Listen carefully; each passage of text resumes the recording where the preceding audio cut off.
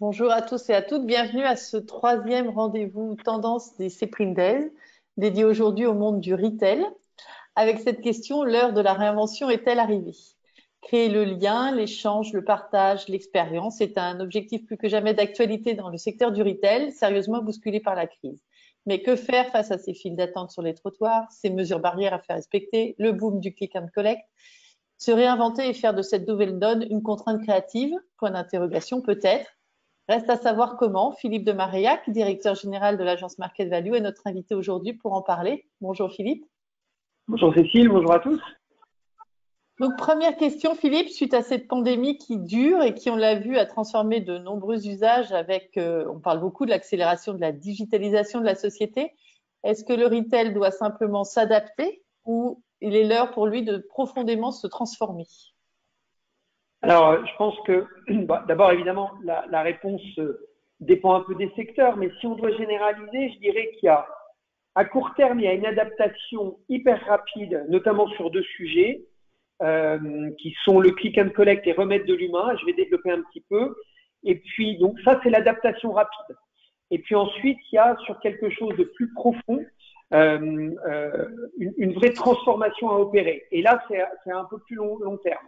Donc, je dirais que adaptation dans les 6 mois, allez, 12 mois maximum, sur deux sujets. Le premier, c'est le click and collect. Il faut absolument mettre en place une vraie belle expérience click and collect pour les clients. Donc, complètement repenser cette étape du parcours client. On a vu qu'aujourd'hui, ça fonctionne pas très bien. À Noël, ça a été pénible pour beaucoup de monde. Puis il y a plein de choses qui sont pas bien gérées. On trouve pas bien le click and collect dans les magasins. Ça gère pas bien les retours. Enfin, voilà. Ça, c'est un sujet sur lequel le retail doit s'adapter très vite. Et le deuxième, c'est de remettre de l'humain. Là, les gens, en plus, ils veulent rentrer dans des magasins, ils veulent aller dans des restos, ils veulent voir du monde. Donc, très vite, il faut remettre de l'humain dans les magasins. On est allé trop loin dans le libre service. Il faut remettre du vrai service. Bon. Donc ça, pour moi, c'est l'adaptation à court terme. Après, et ça, c'est assez facile à faire. Enfin, voilà, on peut aller vite, c'est pas très très compliqué.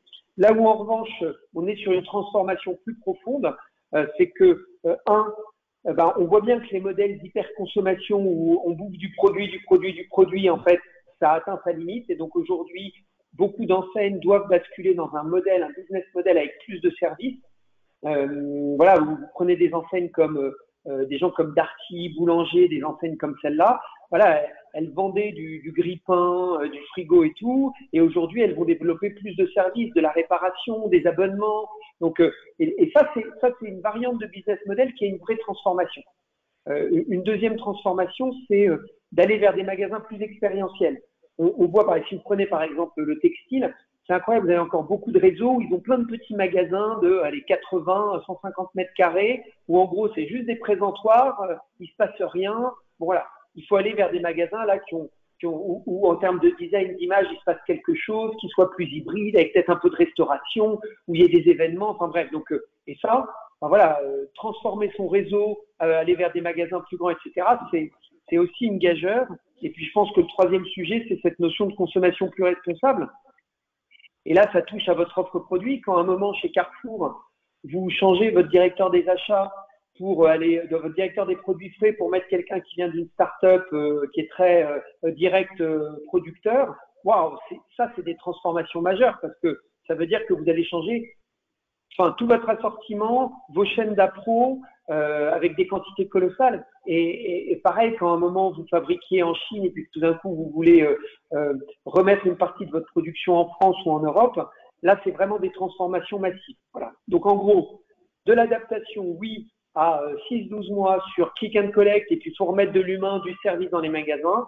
Et puis une transformation plus en profondeur sur tout ce qui est vraiment ce côté plus responsable, local, etc. Le côté moins de produits, plus de services, et puis ce côté magasin plus expérientiel, certainement moins de magasins, mais un peu plus grand.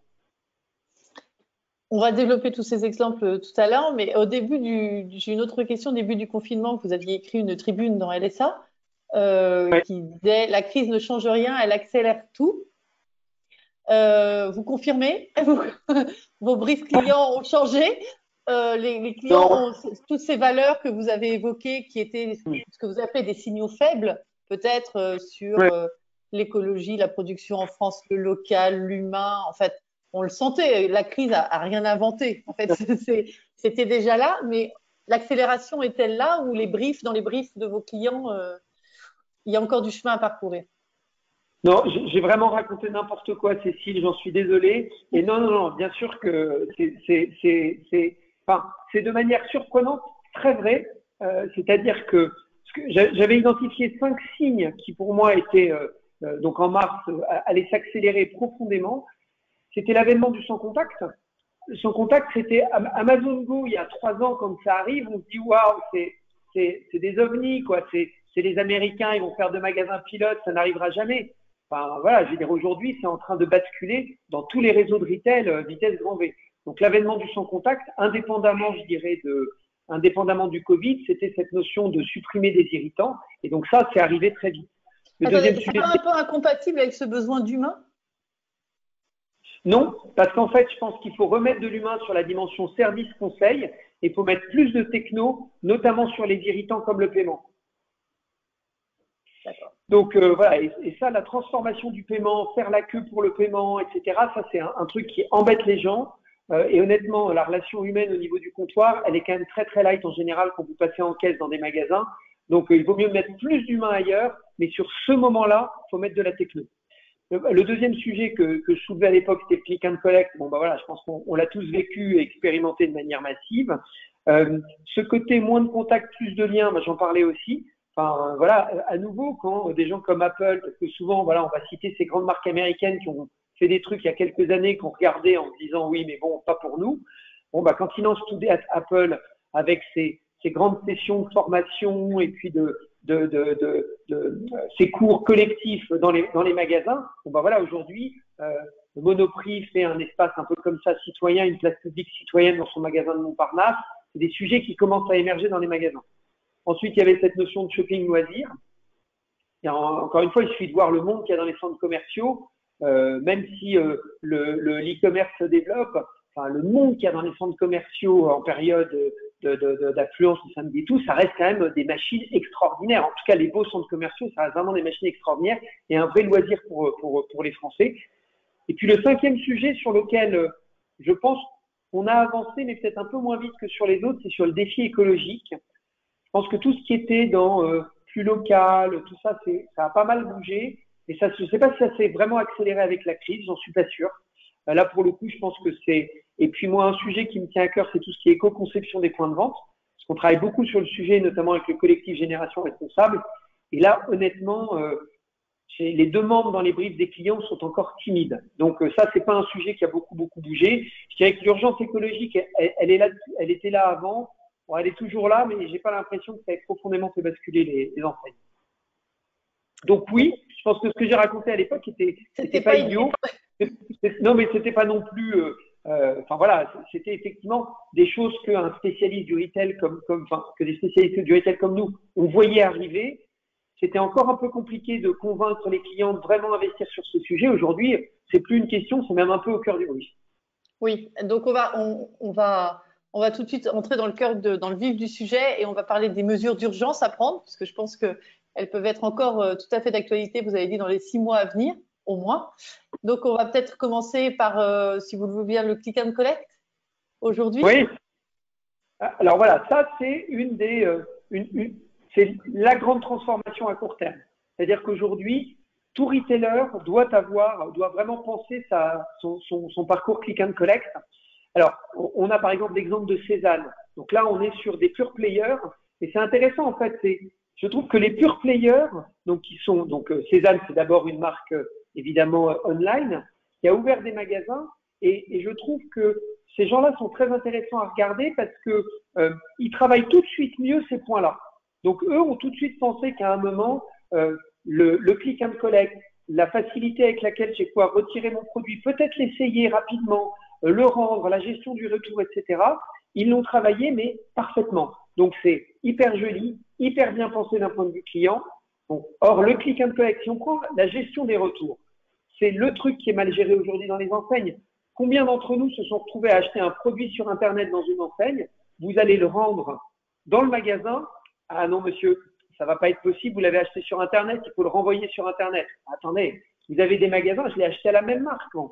Et ça, je pense que 80% des enseignes ont encore ce problème-là entre leurs différents canaux de vente. Donc ça, c'est typiquement le click and collect, un sujet sur lequel il faut bouger très vite. Et puis, c'est l'exemple de la poste finlandaise qui est juste derrière.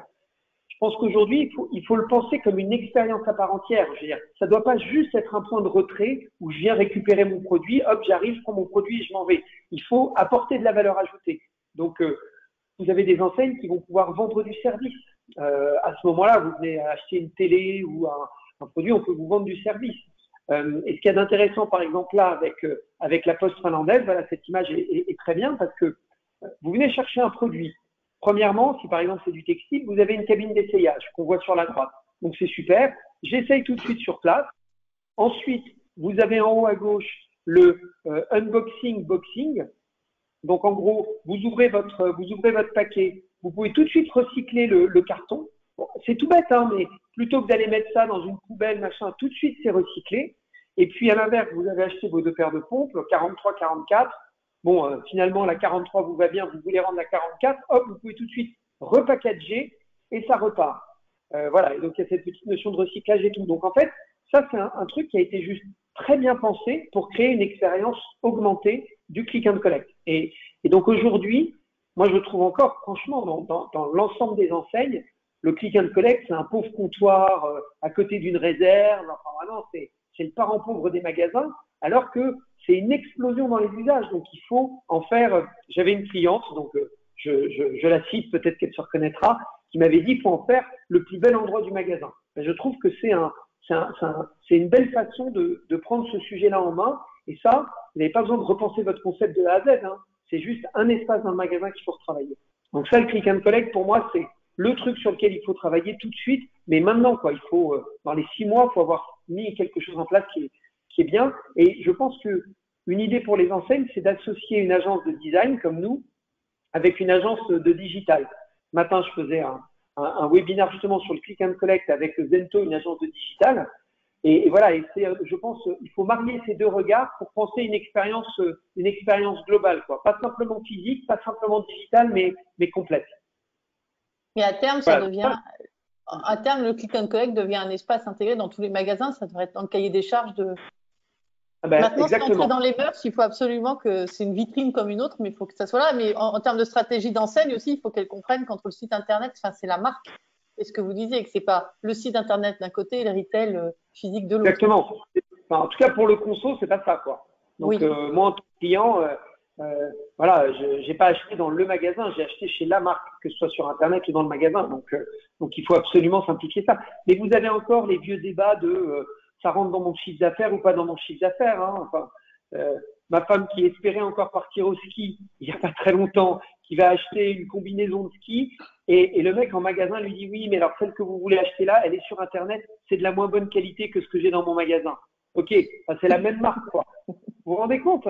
Et je pense qu'on a tous des anecdotes comme ça. Enfin, en fait, ce sont des anecdotes qui ne font que confirmer une réalité de marché, quoi. Aujourd'hui, le click and collect, ça fonctionne pas dans les enseignes. C'est très rare même que ça fonctionne. Je suis même pas capable de vous citer une enseigne en France, à part justement des pure players façon Cézanne et tout, où ça marche très bien. Je pense que ça marche bien chez personne. En tout cas, ça n'est pas bien pensé dans l'ensemble chez qui que ce soit. Les retours, typiquement, voilà, sur tout ça. C'est bien noté. Je pense que tout ce qui nous écoute ont bien enregistré. Ensuite, l'autre urgence, c'était l'humain. Ça. Ah oui, c'est l'humain. Ouais, j'aime bien la page suivante sur Tesco avec ce garçon avec sa pancarte Here to Help. Voilà. Alors, je ne sais pas s'ils l'ont maintenu. Je crois que c'était que pour le lancement qu'il avait fait, mais bon voilà. En tout cas, d'un point de vue symbolique, c'est un nouveau concept de supermarché en Angleterre. D'un point de vue symbolique, c'est sympa. Si vous voulez, je pense que les gens, ils vont dans les magasins aujourd'hui. Avant, on y allait parce que, en fait, c'était des lieux de stockage. C'est là qu'on trouvait les produits. On pouvait pas se les fournir autrement. Aujourd'hui, vous avez plus de choix et souvent plus de rapidité en achetant online. Donc, à un moment, la vraie différence, et on parle même pas d'Amazon, mais enfin, évidemment, Amazon vous offre un choix incroyable et une efficacité logistique extraordinaire. Donc, si on ne remet pas du service et de l'humain en magasin, on n'aura plus de raison d'y aller. Donc voilà, il faut vraiment. Et à l'inverse, face à cet hyper choix qu'on a beaucoup critiqué dans le retail physique, aujourd'hui, c'est le problème du retail online. C'est que vous avez trop de choix. Donc, à un moment, on peut y passer des heures. Comment choisir? Qu'est-ce qui me convient? Qu'est-ce qui bon? Et si à un moment, vous arrivez dans un magasin, qu'on vous accompagne, qu'on vous donne la bonne réponse, le bon service, bien, c'est génial. Prenez le monde de la technologie. Je veux dire, on est dans un pays qui vieillit. Les gens ne savent pas bien utiliser leur téléphone. Il faut connecter le téléphone avec la box. Là, il y a plein de services à créer, plein de choses à apporter aux gens. Donc, voilà, donc il faut amener de l'humain et du service. Et puis, c'est aussi comme ça que vous allez faire basculer à un moment votre business model. Hein. Et l'image suivante, qui est celle de l'Italie, elle est aussi, je trouve, assez emblématique de ce qui se passe dans l'alimentaire. Il y a encore 5 ans, par la grande distribution, c'était l'empire de la logistique. Je veux dire, il y avait plus d'humains, c'était juste une cagette qui circulait d'un entrepôt à un magasin pour rentrer dans un caddie et partir dans une voiture, quoi. Il y avait plus d'humains. Bon. Et des enseignes comme Italie sont arrivées en remettant du savoir-faire, de la scénarisation produit, des comptoirs, enfin voilà. Et là, il y a de la vérité, il y a de l'envie, et puis il y a de l'humain, quoi. Et je pense que on a vu comment, en tout cas, je trouve dans l'alimentaire, les choses ont pas mal basculé, quoi. C'est pas encore parfait, mais prenez des gens comme Franprix, ils ont vachement bougé sur ces sujets-là. Donc voilà, donc il faut remettre de l'humain, les gens veulent de l'humain, et évidemment par rapport à Internet, par rapport à la période qu'on vit, je pense que c'est une des solutions, quoi. Les gens veulent du lien humain, ils veulent de la convivialité, voilà, donc il faut absolument remettre ça dans les magasins. Tout en étant dans des magasins où le digital est bien là. Où on mélange.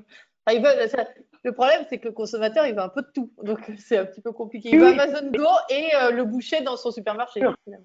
Mais voyez, bien sûr, mais à la limite, je pense que les deux sont pas du tout incompatibles, bien au contraire, quoi. C'est-à-dire que vous voulez passer du temps avec le boucher ou avec le fromager pour bien choisir le produit, et derrière, vous voulez pas perdre de temps en passant en caisse.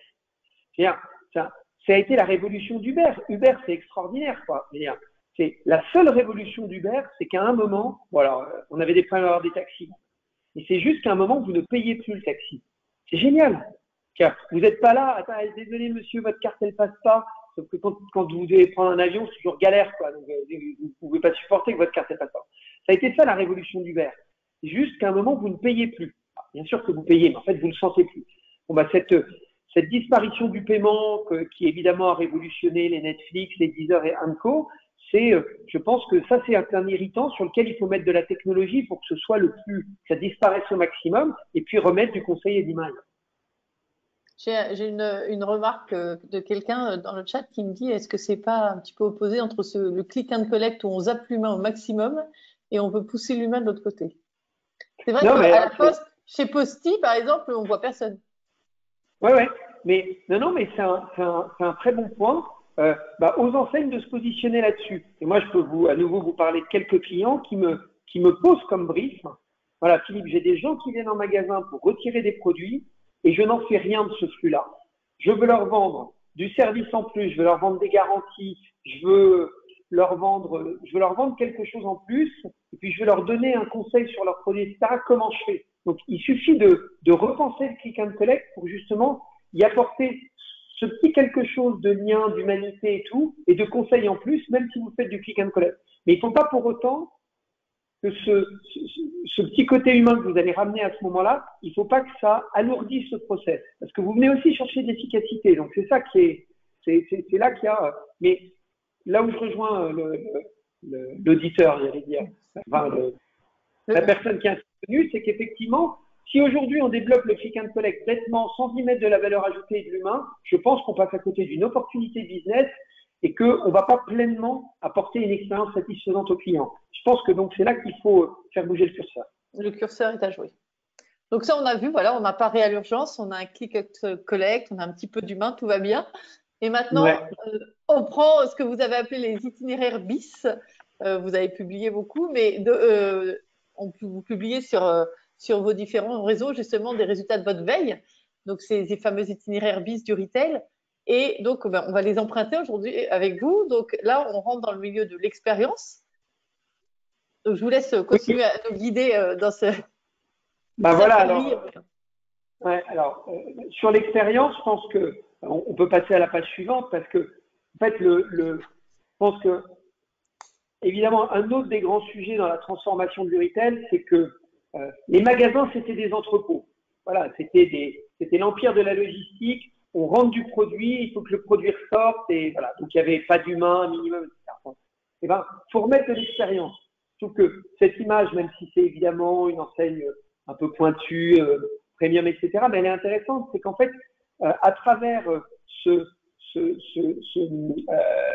lavabo et puis voilà, ce bloc central, c'est là que va se passer l'expérience. C'est là que vous allez essayer le produit. C'est là que vous allez à un moment tester le savon ou la crème, puis vous lavez les mains, etc.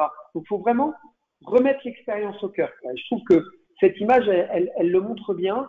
Donc, il faut vraiment penser expérience produit et pas simplement stockage.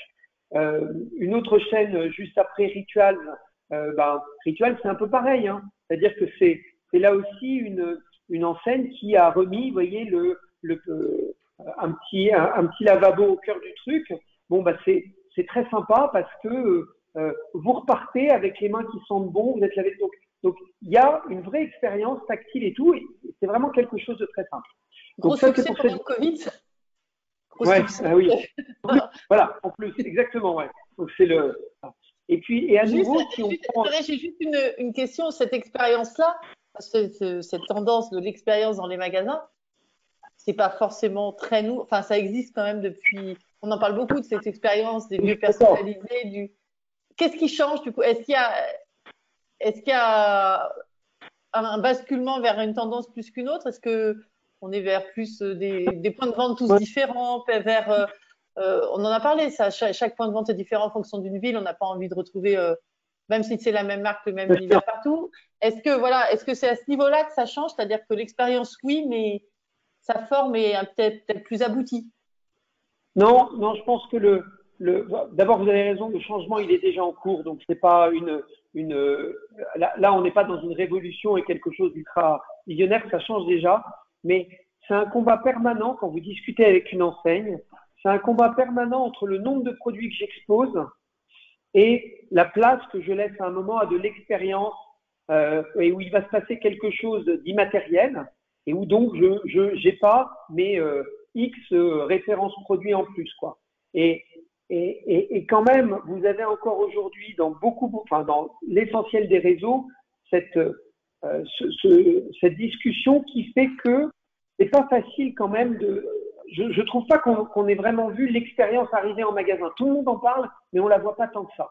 Et prenez à nouveau, je vais reciter Franprix, mais c'est remarquable le travail qu'ils ont fait. Je veux dire, vous êtes sur des petites surfaces alimentaires où à un moment, c'est hyper compliqué de mettre toutes les références, parce que par rapport à un supermarché en hyper, ils ont pourtant réussi à libérer de la place pour développer de la restauration emportée, pour développer des espaces où vous pouvez vous connecter au Wi-Fi, envoyer des mails, prendre un café, etc. Donc, ils ont fait des choix forts, des choix hyper structurants d'un point de vue allocation de l'espace, et c'est des choix payants aujourd'hui.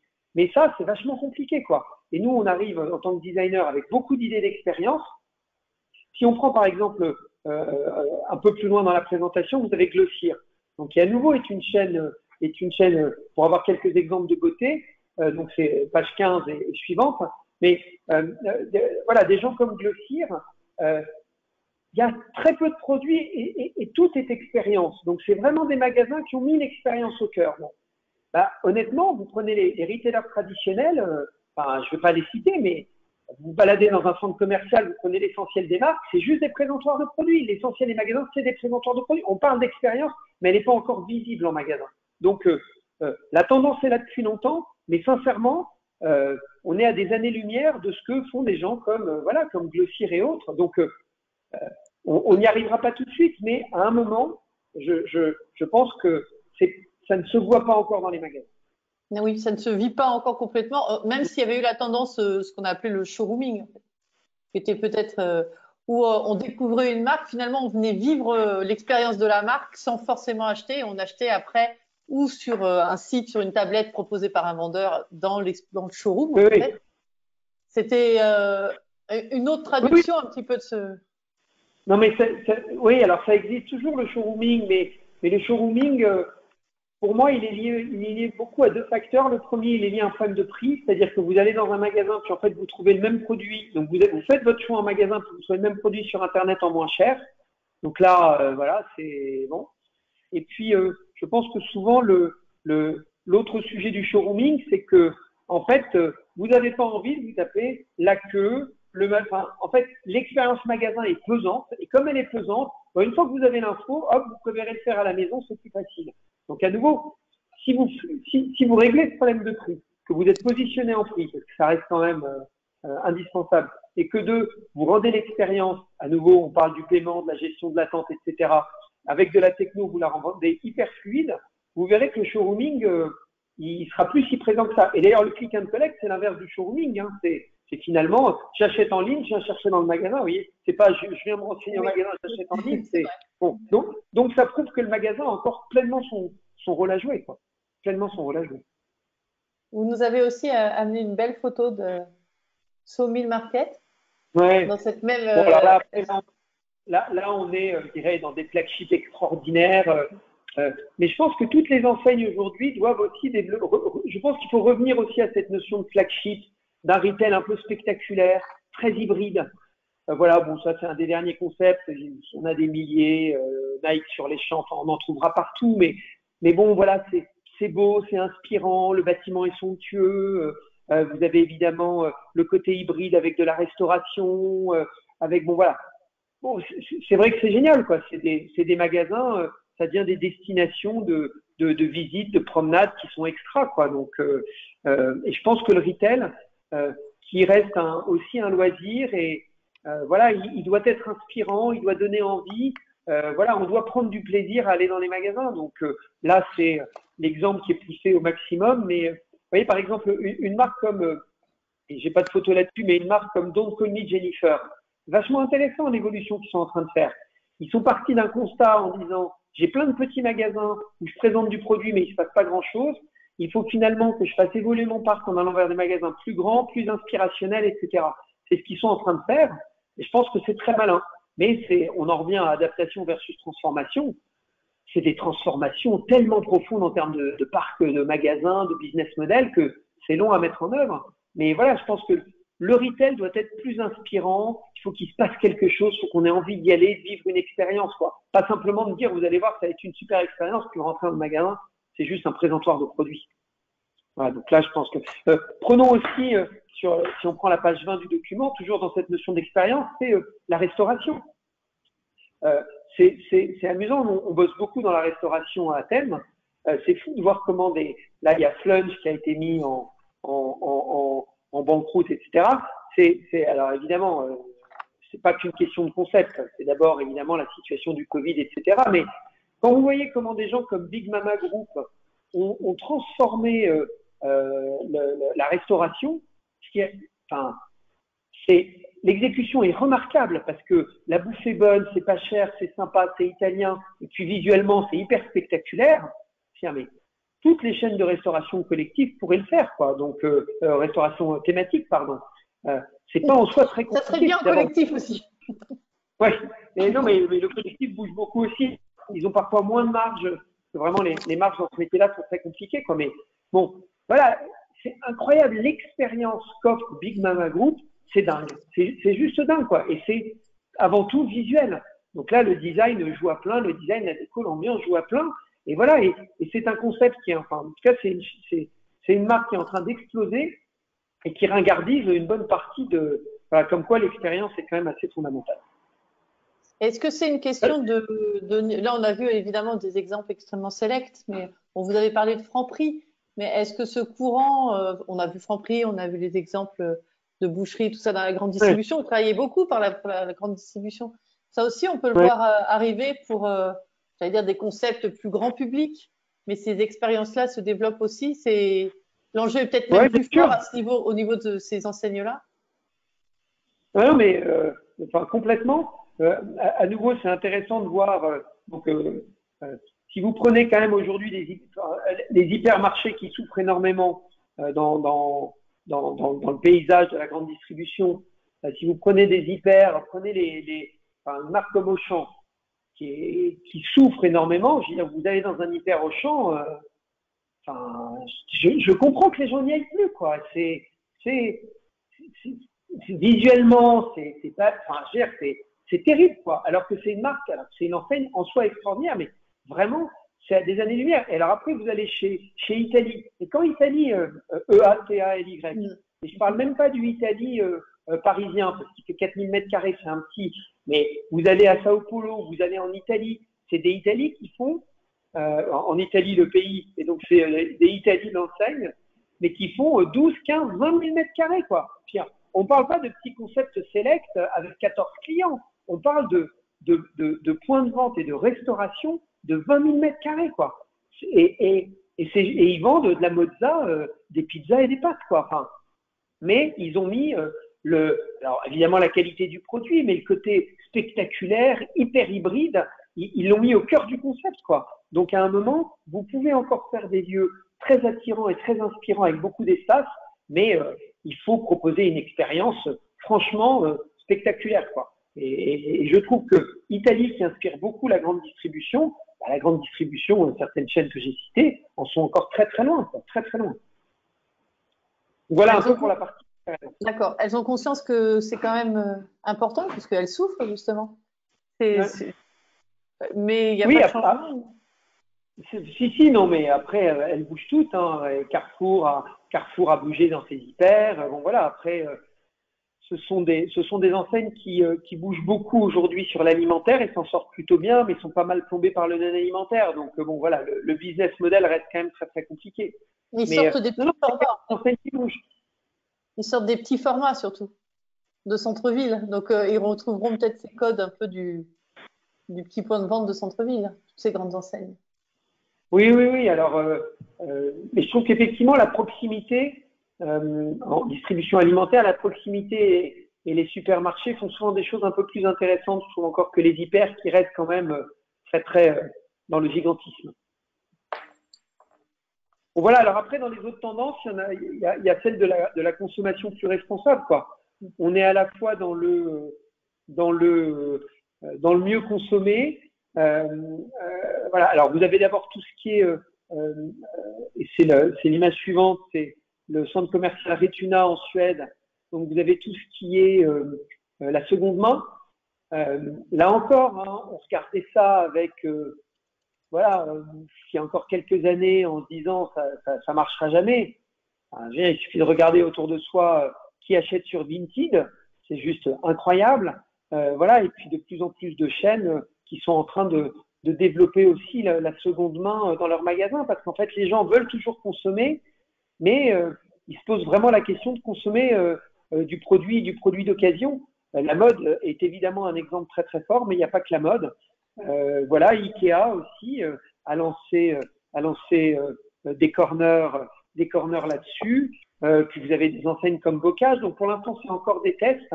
Auchan, dont on parlait tout à l'heure, a aussi lancé ça. C'est encore des tests, mais je pense que typiquement dans le monde de la technologie, tout ce qui est téléphonie, les back market, tous ces gens-là, il y a encore beaucoup de choses à faire sur une consommation. Donc je pense que les gens ont encore envie de consommer, mais peut-être qu'on peut produire moins et donc développer la seconde main avant réservée à des friperies, et qui à mon avis est en train de devenir un phénomène de société colossal. Dans la consommation responsable, vous avez aussi tout ce qui est lié à la réparation. Donc là, on a une image de Darty où page 29, on a tous les corners Wi-Fix. Là à nouveau, on est chez Darty. Darty a vachement bougé sur tous ces sujets-là en rachetant Wi-Fix. C'est vraiment intéressant. C'est-à-dire qu'ils sont en train de basculer d'un modèle où je vends du produit. Alors c'était quand même les rois du SAV. Il était déjà très fort en réparation et tout. Mais avec Wi-Fix, vous avez en magasin un espace de réparation qui est visible, qui est présent. Et c'est hyper intéressant parce que vous avez quelqu'un qui est là, ça vous donne une réponse. Si on se pose tous la question combien de fois on est allé dans un magasin type Darty ou Boulanger sur les 3 dernières années, honnêtement, 1 ou 2 fois, allez, 3 fois, peut-être 1 fois par an maximum. En revanche, combien de fois j'ai galéré pour mon téléphone parce que j'ai pété la vitre, que je dois changer de coque, que je dois aller me racheter un câble. Bon, voilà. Donc, avec ce genre de lieu comme WeFix, je pense que voilà, vous amenez une consommation plus responsable parce que vous amenez de la réparation, vous augmentez la durée de vie des produits, puis vous apportez du service. Donc, je pense que voilà, là les enseignes sont dans le vrai quand elles vont là-dessus, quoi. Et puis vous avez aussi un petit peu plus loin dans le document, page 31, sur cette consommation plus responsable. Voilà, vous avez tout ce qui va être direct producteur. Donc là, vous avez une chaîne qui s'appelle Prise Direct. Ils ont une dizaine de magasins dans le Nord, donc qui font partie du groupe InVivo. Bon, bah voilà, c'est vraiment du direct producteur. Et puis il y a aussi un visuel de la ruche qui dit oui, qui est une formidable réussite. Voilà, avec justement cette philosophie vraiment de direct producteur. Donc voilà, cette consommation responsable, voilà le made in France, ou en tout cas le côté local, le côté une consommation plus équitable, etc. C'est aussi en train de vachement révolutionner les choses, quoi. Et la façon de repenser son point de vente, en fait. C'est-à-dire qu'on intègre, il y a une grande dimension de service dans tout ce que vous avez donné, entre le click and collect, entre la réparation, et on retrouve ce lien de l'humain, mais finalement, l'équation va devenir compliquée. Enfin, quand on conçoit un point de vente, il faut penser click and collect, les services, l'expérience, et tout ça doit se combiner, en fait. L'équation se complique. Exactement. Donc tout ça, il faut l'intégrer d'un point de vue visuel, pour faire passer les messages qui nous rendent différents parce qu'on fabrique en France, parce qu'on a une politique avec nos producteurs qui est différente. Puis il faut l'incarner physiquement en magasin. Il suffit pas de décréter les choses, il faut que le conso les vive. On continue dans cette mouvance, donc responsable. Je disparais de l'écran, Cécile, mais je suis toujours là. D'accord, très bien. Alors on continue. Donc avec le fantôme de Philippe, nous continuons. Et donc, regardez, il est déjà revenu avant que son ordinateur famine. Ah oui. Voilà. Voilà, parfait. C'est bon, vous êtes reconnecté à la civilisation. Donc, exactement. L'autre tendance, c'est la fabrication sur place. Donc, ah oui. Alors, ça aussi, c'est vraiment une tendance très intéressante. Je trouve, c'est que et c'est valable, alors beaucoup dans l'alimentaire. D'ailleurs, le premier visuel, c'est celui des merveilleux de Fred, mais le second, c'est Loblaws, qui est une chaîne de supermarchés. Donc voilà. Donc ça, c'est très vrai dans l'alimentaire, mais pas que. L'idée, c'est en fait, la fabrication sur place, ça rassemble plein de choses. Ça rassemble d'abord le côté un peu expérientiel, très scénique d'un magasin. C'est-à-dire, il n'y a rien de plus sympa que de voir une cuisine ouverte dans un restaurant, que de voir un pâtissier en train de préparer un gâteau, etc. Donc, visuellement, c'est beau. Deuxièmement, vous valorisez le savoir-faire. Voilà, vous montrez à un moment que vous maîtrisez la fabrication, que c'est du fait maison, donc que c'est pas simplement de l'industriel. Donc voilà, donc vous valorisez votre savoir-faire, vous valorisez le goût, vous valorisez vraiment des choses très très très très intéressantes. Donc et puis je pense qu'il y a une autre chose aussi qui est importante pour les gens, c'est le côté emploi. C'est le côté emploi, puis c'est le côté fraîcheur. Donc voilà, la fabrication sur place, elle porte tout ça. Donc je pense qu'en fait c'est génial à mettre en avant dans un magasin parce que ça ne porte que des valeurs positives. Ça le met en scène, ça montre le savoir-faire, ça valorise la fraîcheur, ça valorise le savoir. Enfin voilà, pour moi ça rassemble plein de choses. Donc c'est vraiment quelque chose que nous on essaye énormément de pousser auprès de nos clients. Mais à nouveau, il faut accepter de libérer de la place dans les magasins pour mettre une unité de production versus du produit, de la référence, voilà. Et il faut espérer que un truc qui s'est passé quand même pendant le Covid, c'est qu'en fait, toutes les chaînes logistiques ont été un peu bouleversées et finalement, beaucoup d'enseignes ont réduit leur assortiment. Et peut-être qu'à un moment, cette réduction de l'assortiment, elles se sont rendues compte que ça avait des vertus, que ça transformait pas profondément le chiffre et qu'en revanche, vous économisiez beaucoup parce qu'à un moment, vous simplifiez toute votre chaîne logistique, etc. Donc, si à un moment, elle reste sur ce schéma-là de ne plus proposer, 35 références de mètres dans une enseigne de bricolage, voilà, le machin qui mesure 2 mètres, vous n'avez pas besoin de proposer 35 références différentes. Je veux dire, vous en proposez 3, un premier prix, un prix moyen et une marque nationale. Vous avez fait le tour du besoin du client, quoi. Donc, si à un moment les enseignes, fort de cette leçon du Covid, rationalisent un peu leur offre, je pense que on peut éviter un moment, on peut justement libérer de la place pour plus d'expérience, plus de fabrication sur place, etc. Aussi tous ces endroits chez Cultura où vous avez des ateliers de loisirs créatifs, chez Leroy Merlin évidemment, des cours de bricolage, etc. Bon, je pense que tout ça apporte énormément de choses positives au magasin. Donc faut vraiment le développer, quoi. Faut vraiment le développer. Cet exemple me fait penser, on a eu aussi une autre conférence mardi matin où on parlait des évolutions de consommation et l'intervenante Laetitia Faure nous expliquait qu'elle avait vu aussi ces vitrines, en fait, ce savoir-faire en vitrine, notamment en Asie, un pâtissier ses clients ne pouvaient plus entrer dans le magasin, mais pour nouer, ça fait le lien entre le click and collect et l'humain et cette tendance. Tous ces pâtissiers étaient en vitrine, travaillaient. Et donc, il a ouvert toute sa vitrine, c'était que du verre, donc c'était une belle image. Donc, il y avait l'humain, on ne pouvait pas approcher plus près, mais on pouvait récupérer sa pâtisserie tout en ayant ce lien. Donc, c'était une belle histoire et il a libéré de l'espace pour son atelier, en fait. Et rien ne dit qu'il ne restera pas comme ça, finalement, puisque c'était assez. Enfin, l'image qu'elle nous a montrée, c'était assez beau et assez magique. C'était même muséographié presque des savoir-faire, donc c'était très beau. Ouais, mais non, mais moi je pense que c'est génial. Et puis à nouveau, en plus, que pense le client? Alors, il y a le lien, c'est beau, puis il dit, c'est frais. Le mec, c'est fait sur place, c'est hyper frais, donc en plus, ça valorise le goût. Je ne sais pas si c'est meilleur que quelque chose qui a été fait peut-être dans une usine, mais je pense qu'en termes de perception client, ça n'a rien à voir, quoi. Donc, et puis tout ça ramène de la vie. Et le commerce, c'est quand même la vie. On voit bien aujourd'hui qu'est-ce qu'il y a de plus triste que Paris et toutes les villes en ce moment où un commerce sur 2 est fermé. Voilà. Donc le commerce, c'est la vie et on peut en mettre encore plus avec de la fabrication sur place. Enfin, voilà. En tout cas, c'est un vrai sujet. En tout cas, je retiens toutes ces redistributions des espaces par rapport à l'offre. C'est de sacrés enjeux, je pense, pour les enseignes, surtout à l'échelle d'une chaîne. Ouais, non, mais et pareil dans la restauration. Mais en ce moment, on est sur un nouveau concept pour une grande chaîne de restauration thématique. Et voilà. Et si vous voulez remettre de l'expérience ou des éléments un peu visuellement forts, il faut accepter de sacrifier 3-4 places, mais en faisant le pari que ces 3-4 places sur 100, elles vont améliorer quand même votre taux de remplissage à terme, parce que ce qu'on aura mis à la place contribue à l'expérience et tout, mais c'est des choix économiques qui sont difficiles à faire pour les clients. Et voilà, nous on est là pour les pousser, mais on comprend aussi leurs contraintes. Je veux dire, c'est tout sauf simple. On poursuit notre incursion dans les tendances et on va aller vers le futur. C'est ça, les tendances futures concepts. Donc, alors la première.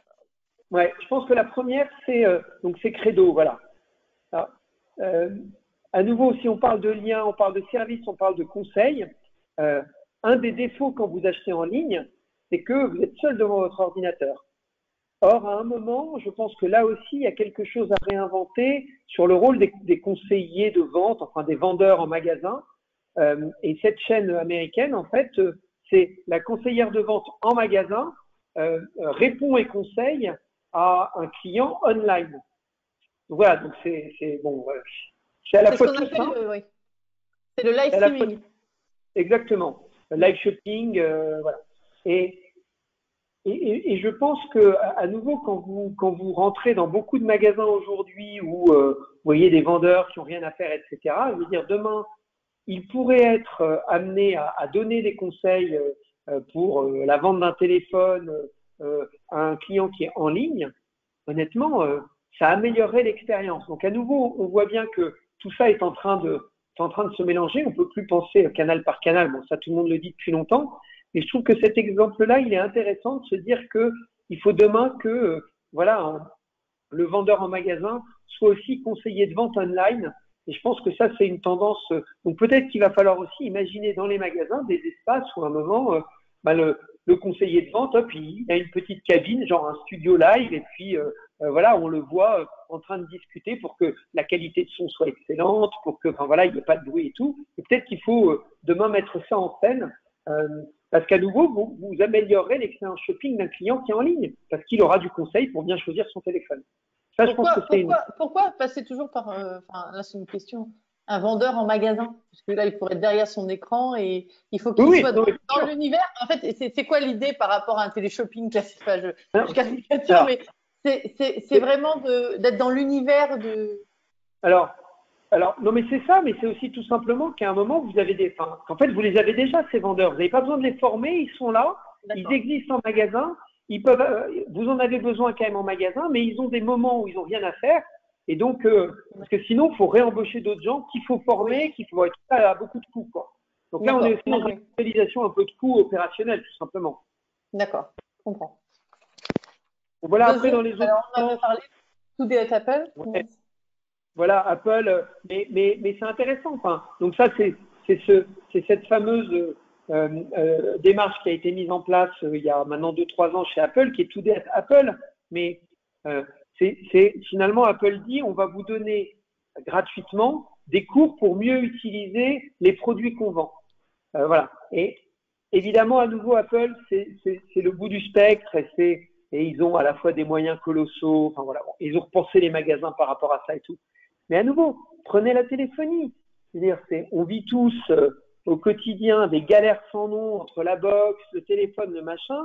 Et à nouveau, je reparle quand même on est dans une société qui vieillit, donc elle est de plus en plus technologique et elle vieillit de plus en plus. Donc vous avez aussi un décrochage de beaucoup de gens. Bien, ces gens-là, il faut les aider en magasin. Voilà, donc il faut penser les espaces pour pouvoir leur apporter du conseil et tout. Et c'est quand même dingue de voir encore tous ces magasins qui vendent de la techno et qui, je pense, n'ont pas pris ce problème-là en main, quoi. Donc ça, pour moi, c'est un vrai sujet et j'insiste encore plus dans une société qui vieillit et qui va avoir besoin d'accompagner encore plus, voilà, pour que chacun puisse maximiser son potentiel techno. Voilà, et c'est vrai demain sur des mondes pour faire du sport, c'est vrai surtout. Donc voilà, donc ça, je pense que c'est aussi une tendance qu'il va falloir prendre en main fortement. Voilà, je pense qu'on a fait un bon tour d'une bonne partie des tendances, parce qu'après, c'est des sujets qu'on a un peu, enfin voilà, qu'on a un peu déjà abordés. Exactement, le consommer sur place. Mais vous voyez, en fait, donc à nouveau, si on revient à la question de départ entre adaptation et transformation, il y a des choses qui sont assez faciles à faire. Hein, à nouveau, il y en a d'autres.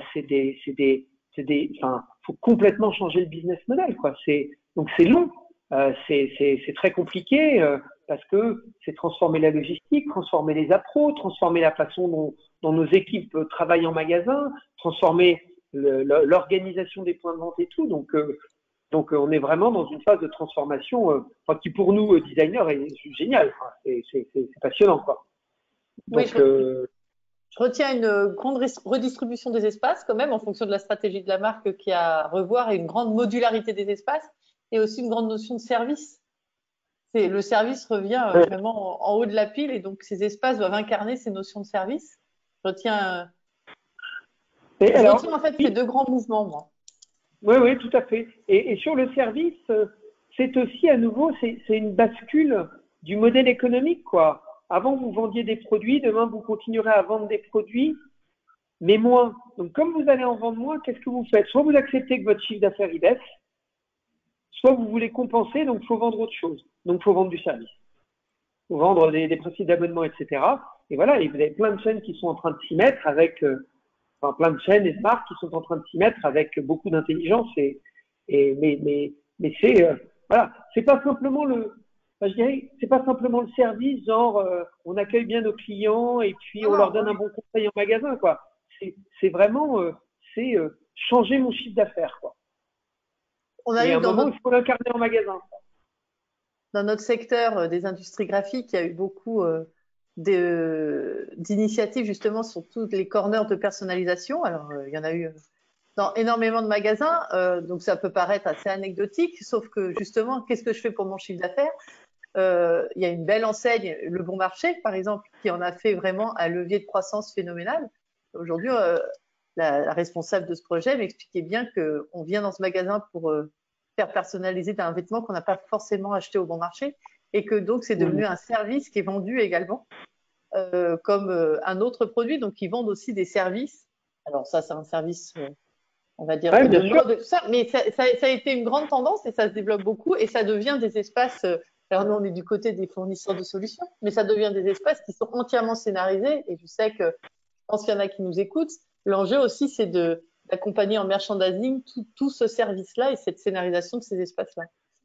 Ouais, exactement. Et Dieu sait qu'aujourd'hui, on est dans un commerce qui est de plus en plus qui est de moins en moins un commerce de masse et de plus en plus un commerce de précision où il faut être faut plus individualiser le traitement de chaque client.